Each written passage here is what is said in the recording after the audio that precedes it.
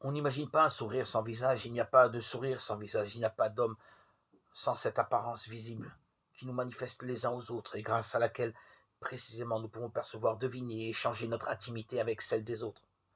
La première difficulté vient de là, de ce dualisme anti-biblique et finalement anti-chrétien qui nous a amenés à imaginer le corps et à penser au corps, comme dit très justement un théologien à partir du cadavre.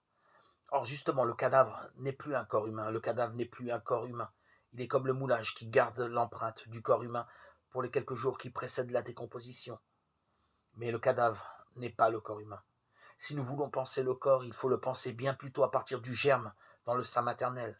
C'est là que l'homme apparaît dans son unité comme une énergie créatrice, qui va emprunter à l'univers de quoi construire un organisme où la pensée s'exprimera, où l'amour se constituera un visage, où l'action disposera d'un instrument.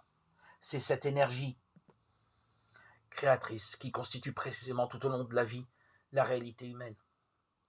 Et quand cette énergie créatrice ne peut plus s'exercer sur les éléments du monde qui constituent soit par la respiration, soit par la nutrition la condition de notre permanence dans l'existence terrestre, quand cette énergie créatrice n'a plus prise sur ces éléments, ne peut plus les transformer en elle-même, alors se produit la mort.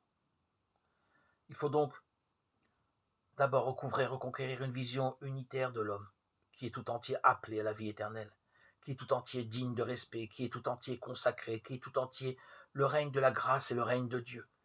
Il ne s'agit pas justement de séparer le corps comme une réalité honteuse, mais au contraire de le voir toujours et de le révérer comme le temple du Saint-Esprit et comme le corps du Christ.